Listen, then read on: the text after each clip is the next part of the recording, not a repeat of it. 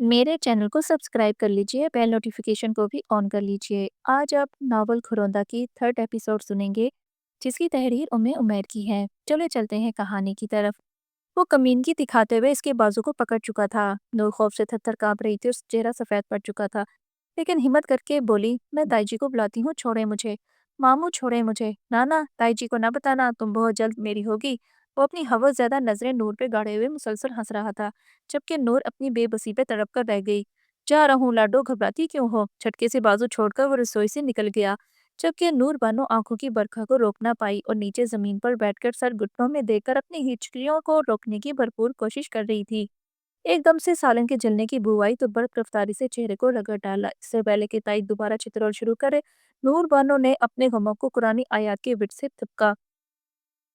बेशक अल्लाह सब्र करने वालों के साथ है। सूरत बकरा आयत नंबर 153। जब से नूर बानो ने होश संभाला, ताई के भाई की हवस ज्यादा नजरों का शिकार थी।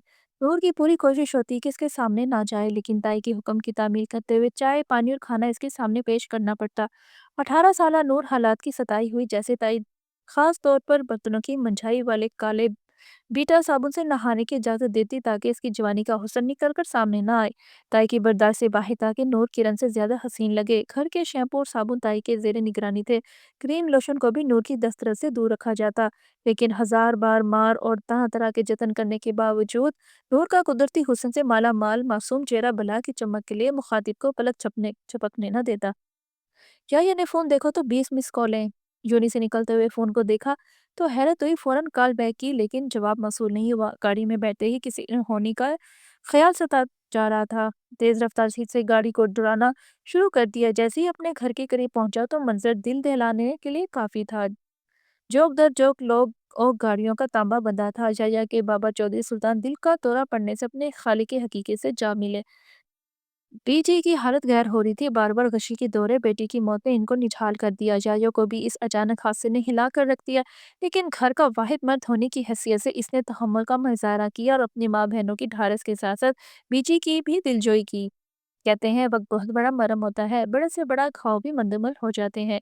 लेकिन चौधरी सुल्तान की बेपनाह मोहब्बत और कड़े वक्तों में साथ मुनसा बेगम को रात के सन्नाटे में रुलाता, बेकली तड़पती तो बेजी को देखकर हिम्मत करती और मुसल्ला बिछाकर खालिक की हकीकी से राजो नियाज करती। अम्मी आप परेशान क्यों होती हैं? मैं हूं ना आप सबके लिए इधर। अम्मी आप खुद को संभालें, शाजमीन रामीन को आपकी जरूरत है। मेरे बच्चे, मेरे चांद, ये बहुत बड़ा खाव है, ये सुनने में वक्त लेगा। अम्मी ने गोद में सर रखे याया के बालों में उंगलियां फेरते हुए बोला, तुम्हारे बाबा ने बहुत कड़े वक्तों में मेरा साथ निभाया है। जब मेरे अपने मुझे अंधे कुएं में धकेल रहे थे, जब मेरा ब्याह एक चरसी अफीमी से होते हुए रह गया। बड़ी भाभी तुम्हारी मामी ने एड़ी चोटी को जोर लगाया, लेकिन अल्लाह बख्शे मेरे छोटे भाई भाभी को, जिन्होंने बरवक्त मसलत से काम लेते हुए तुम्हारे बाबा से निकाल करवा दिया। पता नहीं इस मासूम का क्या हाल होगा। रकम तो मैं हर महीने माकूल भेजती हूँ। अम्मी अपने ख्यालों में खोई बोले जा रही थी, जबकि याया के लिए बहुत हैरानकुन बात थी कि अम्मी ने पहले कभी भी ननियाल का जिक्र नहीं किया और आज अचानक इतने राजों से पर्दा उठा रही हैं। सफ़ीर वसीम हर दूसरे दिन याया के घर के चक्कर काट रहे थे। याया तो जैसे एक मुख्तलिफ शख्सियत बन चुका था। बात बात पर तंज़ो मज़ाक करने वाला एक संजीदा मिजाज और जिम्मेदार मर्द बन चुका था।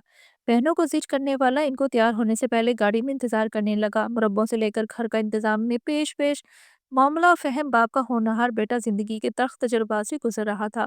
सारी लावारियां तो कहीं पीछे रह गईं। यूनी में भी सिर्फ पढ़ाई और जरूरत से ज्यादा बातचीत तर्क कर दी। सफ़ीर ने क्लास से बाहर निकलते हुए पूछा, क्या ख्याल है याया, थोड़ी गपशप न कर लें? हाँ हाँ चलो, थोड़ी देर गाड़ी में बैठते हैं। क्या सोचा है तुमने, पढ़ाई के बाद क्या करोगे? यही अपनी सोचों में गुम सिर्फ हूँ बोल पाया। फिर सर झटक कर, यार करना क्या है? बाप दादा की जमीनें और जो कारोबार बाबा का था, इसको मजीद आगे बढ़ा हुआ। और रोहा, सफीर कहते कहते रुक गया। रोहा से शादी करूंगा, बस इम्तिहानात खत्म हो जाए, फिर इसके फौरन बाद अम्मी और बड़ी जी को इसके घर भेजूंगा रिश्ते के लिए। यार याया, तू कितनी संजीदगी से ये सब बातें कर रहा है। तू वो पुराने वाला याया नहीं रहा। बस यार, जिंदगी के उतार चढ़ाव इंसान को वक्त और जरूरत के मुताबिक तराशते हैं।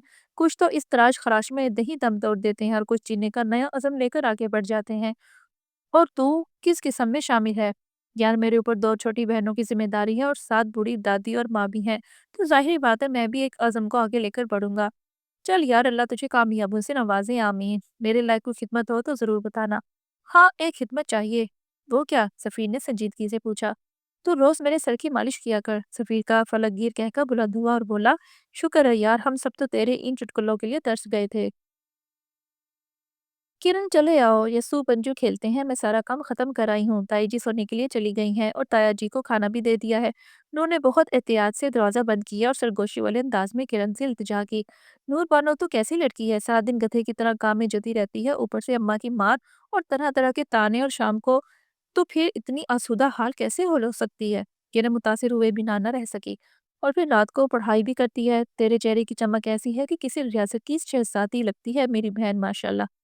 نور بانو مسلسل مسکرا رہی تھی اور بولی، میری پیاری کرن، یہ آسودگی میرے رب کی رحمت سے ہے، وہ رب جو مجھے سجدوں کے ساتھ جوڑتا ہے، مجھے میری روح کی غذا میسر ہے، الحمدللہ۔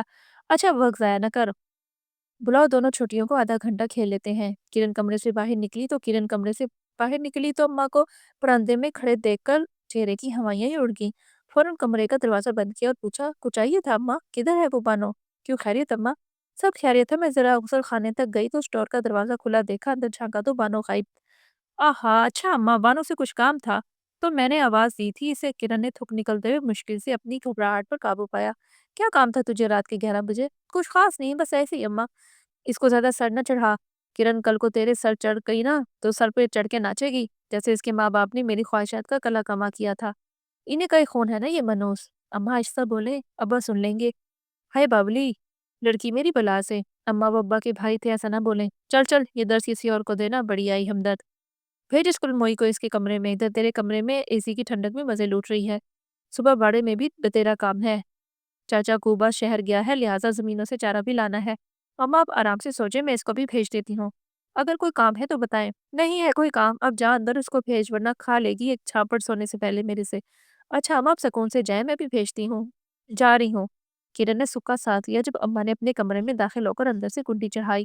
نور بانو پردے کے پیچھے چھپی بیٹھی تھی۔ کرن نے واپس کمرے میں آ کر لمبی سانس خارج کی۔ اور شکر ہے میرے مالک تو نے بچا لیا۔ نور چھوڑو یسو پنجو کو، شکر کرو مار سے بچ گئی ہو پیاری، اب خاموشی سے اپنے کمرے میں چلی جاؤ۔ اچھا جا رہی ہوں، یہ تو بتا دو کتاب لائی ہو؟ کون سی کتاب؟ مجھے تو بھول گیا۔ ارے یار وہی تبلیس ابلیس، علامہ ابن جوزی کی کتاب، مکتوبہ رحمانیہ کی پبلش شدہ۔ میرے ہاتھوں کی طرف دیکھ کر نور کیوں جان کی دشمن بنی ہے؟ اگر لے آتی تو کتاب تو نے نیند کا ضیاع کر کے کتاب کی ساری سیاہی چاٹ لینی تھی، لہٰذا جا کر آرام کرو، اپنی نیند پوری کرو پیاری۔ سرگوشیاں کر کر کے اب تو گلا بھی خشک ہو گیا ہے۔ کرن کتابیں ہی تو میری زندگی کا کل سرمایہ ہے، مجھے جینے کا ہنر سکھاتی ہیں۔ کرن کبھی کبھی تو ایسا لگتا ہے کہ بس دم گھٹ جائے گا، لیکن پھر ایک نئی امنگ مجھے زندگی کے اتار چڑھاؤ کے ساتھ نئے عزم لے کر آگے بڑھنے کے لیے قوت بخشتی ہے۔ اور پتہ یہ سب کیوں ہے؟ صرف اور صرف ان کتابوں کی وجہ سے، جن کو پڑھ کر میرا اپنے رب پہ ایمان پختہ ہوتا ہے، میرا صبر کا پیمانہ بڑھتا ہے۔ نور بانو نے آنکھوں میں آنے والی نمی کو دوپٹوں کے پلوں سے پونجھ لیا۔ کرن میری بہن ہوگی نا اداس، کیوں پریشان ہوتی ہو؟ یہ دنیا تو مومن کے لیے قید خانہ ہے، سستے لوگ تو مہنگی آزمائشوں سے نکھر جاتے ہیں۔ میں تو اللہ سبحانہ و تعالیٰ کی بہت شکر گزار ہوں کہ ہاتھ پاؤں آنکھیں سلامت ہے، صحت مند ہوں، الحمدللہ۔ اب کچھ بولو بھی کرن، منہ میں گنگیاں ڈالی ہیں؟ ہاں ہاں میں سن رہی ہوں، میں بس تمہاری باتوں پر غور کر رہی ہوں۔ اچھا بتاؤ، غائبۃ المرید کا کیا مراد ہے؟ اس کا تو متن بھی میں نے یاد کر لیا ہے، مجھے پہلے ہی پتا تھا تو نے چاٹ لینا ہے کتاب کو اگر میں اور نئی کتاب لے آئی۔ اچھا چھوڑ سب کچھ، جا کر نہا لے، آج میں کالج واپسی پہ شیمپو کے 2 ساشے لائی ہوں، اگر اماں کو پتا چل گیا کہ تو نے شیمپو استعمال کیا ہے تو کچھ عمر نکال دیں گی تیرا، سمجھی؟ ساشے کھول کر میرے خوش بالوں نہیں لگا دو، ورنہ اگر جلدی میں ساشے خانے میں بھول گئی تو تائی جی کو پتا چل جانا ہے میں نے شیمپو سے بال دھوئے ہیں۔ شکر ہے یار امتحانات کی ٹینشن تو ختم ہوئی۔ ارے تو کس لیے پریشان ہوتا ہے؟ تو نے تو ویسے بھی بہترین نتائج وصول کرنے ہیں۔ پریشانی تو ہم جیسوں کو ہونی چاہیے جو رگڑے کھا کھا کر اگلی جماعت میں جاتے ہیں۔ میر وسیم نے اداس شکل بناتے ہوئے دہائی دی، چل یار آج گھر جا کر لمبی تان اور خرگوش خواب کے مزے لوٹ، یا نے تسلی دی۔ اور تو کون سا سمندر کی تہہ میں جا رہا ہے؟ سفیر نے بھی لقمہ دیا۔ نہیں یار سمندر کی تہہ تو نہیں، البتہ زمین کا سینہ ضرور چیرنا ہے۔ اوئے ہوئے ہاتھ ہو رہا رکھ یار، ابھی جاتے ہی ٹریکٹر ٹرالی اور تیرا گنڈا سے کو لہرانا اور لمبی لمبی بھڑکیں وسیم اور یحییٰ نہ چاہتے ہوئے بھی کہکے لگانے لگے۔ سفیر تیری منظر کشی بالکل درست ہے، اسی خوشی میں تجھے بوتل پلواتا ہوں انعام کے طور پہ۔ وسیم تو بھی چل، کیا یاد کرو گے، دونوں کی سخی سے پالا پڑا تمہارا۔ نہیں یار اپنی سخاوت کو تھوڑا سنبھالو، میں ذرا لائبریری میں کچھ کتابیں واپس لوٹاؤں۔ چل سفیر، پھر کینٹین اپنا انعام وصول کر وسیم تو واپس کینٹین ہی آ جانا، یایا نے ہانک لگائی۔ ٹھیک ہے تم لوگ جاؤ، میں آتا ہوں انشاءاللہ۔ کینٹین داخل ہوتے ہی یایا کی پہلی نظر کونے میں بیٹھی روحا بھی پڑی، جو بڑے منہاک سے کسی بات پر کھلکھلا کر ہنس رہی تھی۔ سفیر یار تو جا کر ٹھنڈا خرید، میں ابھی آتا ہوں۔ نا سوال ہی پیدا نہیں ہوتا، تو ادھر سے ایک انچ بھی نہیں ہل سکتا۔ پچھلی دفعہ تو میں نے ایسے کیا تھا اور پیسے پھر میری جیب سے ہی گئے تھے، تیرے لارے سارے ہی کمارے۔ میں نے تو تجھے ہلنے بھی نہیں دینا جب تک ادائیگی نہیں ہوتی۔ یہ لے میرے چول دوست، یایا نے 1000 کا نوٹ لے رہا ہے، اب میری جان چھوڑ۔ جبکہ یایا کا مسلسل دھیان کونے میں بیٹھی روحا کی طرف تھا۔ سفیر نے بغور دے کر اچھا کہا، میں بھی کہوں آج اتنی فراغ دلی کیوں دکھائی جا رہی ہے؟ چار لاڈلے موجے کر کیا یاد کرے گا کس دوست سے پالا پڑا ہے؟ یایا نے تگڑی گھوری ڈال کر سفین سے جان چھڑائی اور روحا کی طرف پلٹا۔ السلام علیکم عورتوں کی جماعت، کیا ہو رہا ہے؟ وعلیکم السلام۔ پہلے یہ فرمائے کہ عورتیں کس کو بولا ہے؟ آپ دونوں کو؟ توبہ توبہ، یا آپ نے اپنے آپ کو دیکھا ہے کبھی لوہاروں والا حلیہ؟ کول دل ملا اٹھی، روحا کے کہہ کے پھر سے شروع۔ اب اگر آپ دونوں اپنی بتیسیاں اندر کر لیں تو میں کچھ سنجیدہ بات کروں۔ او آپ اور سنجیدہ؟ روحا چٹکی کاٹو مجھے، میں کہیں خواب تو نہیں دیکھ رہی؟ ادھر سے 9 2 11 ہو جاؤ، چٹکی کی فرمائش کسی اور سے کرو جا کے۔ یا نے کرسی کھینچتے ہوئے بولا، آرام سے بیٹھ گیا۔ محترم بن بلائے مہمان کام کی بات کرے اور چلتے بنے، ورنہ ہم دونوں جاری ہیں۔ کمل تم کیوں کباب میں ہڈی بن رہی ہو؟ 2 منٹ دو تاکہ میں روحا سے کچھ بات کر سکوں۔ میں آپ کو 2 سیکنڈ بھی نہیں دے سکتی، جو بات کرنی ہے میرے سامنے کریں۔ یا نے عافیت اسی میں جانے کے لمبی بحثیں بچا جائے اور اپنا مدعا بیان کیا جائے۔ روحا مجھے آپ کے گھر کا پتہ اور آپ کے والدین کا فون نمبر چاہیے۔ روحا کا چہرہ خون سے لال پیلا ہو گیا۔ اس کے جواب سے پہلے کمل کی انگواریاں شروع۔ آپ نے کیا کرنا ہے گھر کا پتہ لے کر؟ ڈکیتی کا ارادہ تو نہیں رکھتے ہمارے یا بھائی؟ کنول نے گھورا۔ تم اپنی چونچ بند نہیں رکھ سکتی کنول؟ یا ضد ہوا۔ جی روحا۔